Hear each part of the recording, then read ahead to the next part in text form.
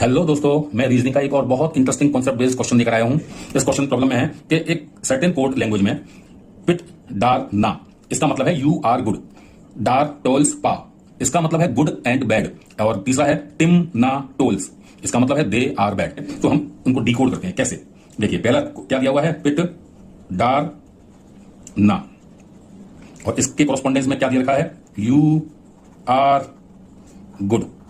ठीक है। दूसरा है डार टोल्स पा, डार टोल्स पा, इसके कोरस्पोंडिंग में रखा है good and bad, good and bad. और तीसरा है टिम ना टोल्स, टिम ना टोल्स, और इसका कोरस्पोंडिंग है दे आर बैड।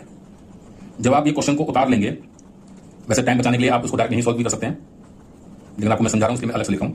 अब हम देखते हैं, हम दो सेंटेंस की कंपैरिजन करेंगे जिसमें सेम वर्ड आया हो, जैसे यू आर गुड और गुड एंड बैड। इन दो सेंटेंस में हम देखेंगे गुड रिपीट हुआ है।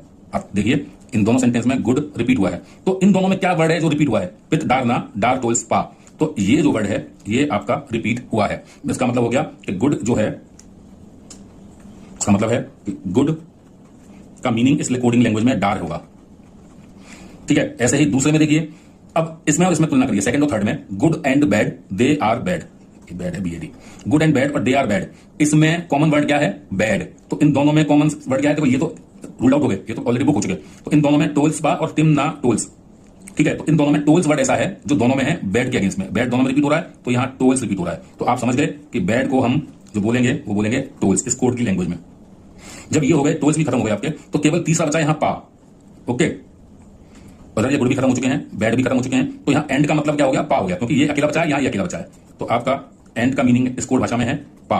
ठीक है। फिर चौथा है, अब हम इसको लेंगे। ठीक है। तो यहां दे यू आर और यहां बचा दे आर, ये तो सारे हो गए। तो अब यू आर दोनों में कॉमन क्या है, यू आर में और दे आर में आर कॉमन है। ठीक है। तो इस भाषा में और फर्स्ट में और थर्ड में क्या कॉमन है, एन ए कॉमन है।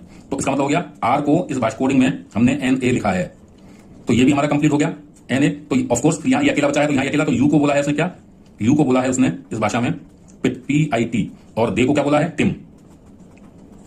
तो जब आप ये कर लेंगे तो आप तीनों क्वेश्चन एक लाइन से कर देंगे। कैसे, दे को इस भाषा में क्या बोला है, हमारे पास आंसर है टिम, तो इसका आंसर है टिम। उसी लैंग्वेज में एंड को क्या बोला है, एंड, हमारे पास आंसर है PA, तो इसका आंसर PAA है।